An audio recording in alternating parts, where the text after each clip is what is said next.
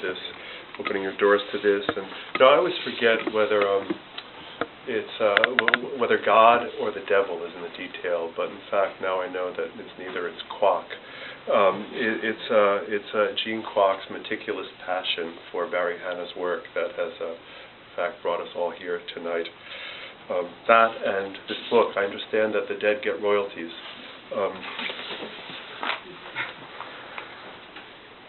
In person, Barry was droll, sharp-eyed, short, and very funny, not unlike his stories. He had a watchful gaze and a nervous smile that advanced and retreated in a blink as he gauged whether you were up to his glinting humor. He was courtly, thoughtful, and raffishly charming.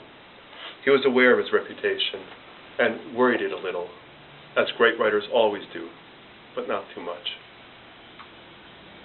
Everyone gets the Barry they deserve, I suppose. Mine wasn't the legendary, foul-mouthed, gun-toting wildman of lore. No, my Barry, the Barry with whom I spent many hours at Fort Dix, as the house where we both bunked for years at Bennington across a decade, starting in the mid-90s, was called.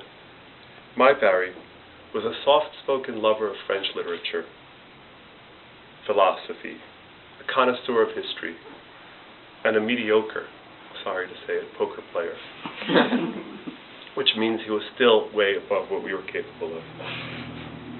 All incidental to the scat-singing writer who kept us up late reading him now and then. It was the cadence of his voice when he read, when he himself read, slow and careful, giving full due to sentences that subverted expectations, each word ducking like Ali at his stinging best, soaring often into far-off spaces, sprinting sometimes straight for hilarity. Few books made me laugh as hard as Yonder Stands Your Orphan. Composer of bewildering arias for the forlorn, bard of the mad, the wounded, the indignant, and the incoherent, of waiters and wackos and winos, who found the poetry that abides in ruined lives because it's the one thing that can't be ruined, because it doesn't depend on the vessel for its existence. Hanna always inspired. He slipped inside the skins and skirts of the unlikeliest characters, a Confederate soldier at some surreal version of the Battle of Gettysburg, or a Haitian youth counselor urging the renegade African-American kids in his charge to quit America and hasten to France, where they'd be as welcomed as Miles Davis was. Some of his risky riffs outraged readers. Most writers I know, though, learned from him how to be braver. He made you want to raise your game, bet the whole pot on the next turn of phrase. I was trying to explain to several people, what it was about Barry's sentences that so braced and inspired, and continues to inspire writers. And I thought that maybe the best I could do, instead of reading a whole story or a fragment of a story tonight, though I'm tempted to read a novel, is load you with this ammo belt of random sentences pulled from a couple of stories. And really, these are only from like 2 or 3 stories.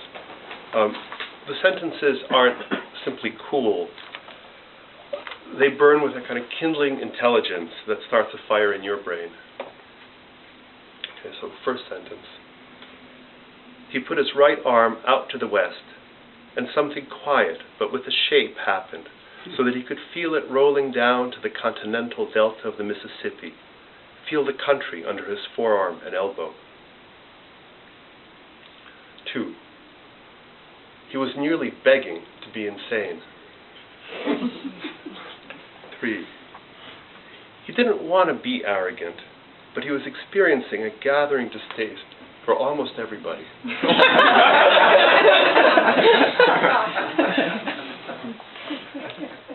He was already half in love with the taller one, pretty with lean shanks, who looked like she was right there slipping into a bathtub with Nietzsche.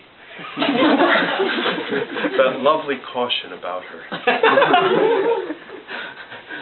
He thought she didn't care for the outdoors because it challenged her total concentration on herself.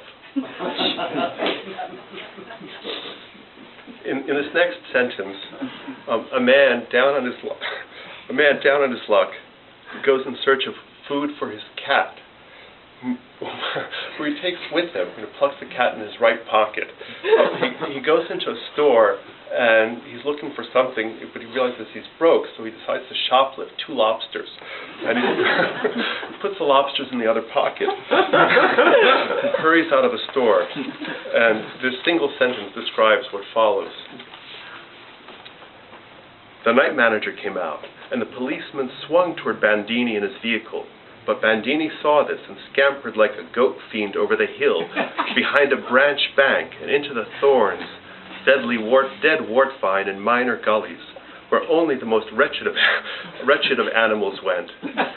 And down closer to another road he stumbled on yet another bottle with half its liquor, so he secured the lobsters and drank.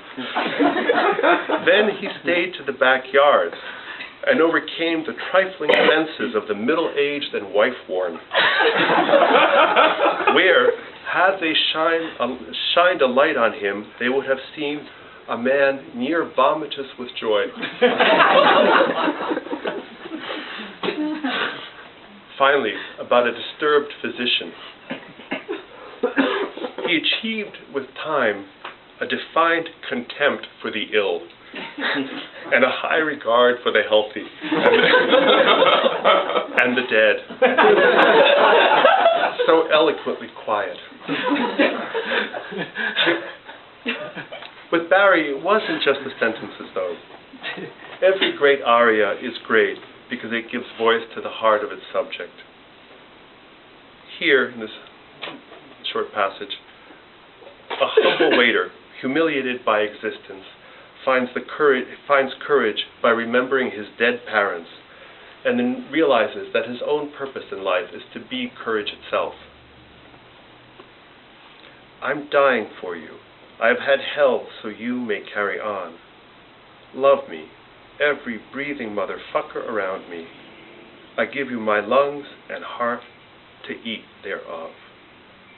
I taste like a sword. Barrie famously and repeatedly observed that life is just too vivid for philosophy.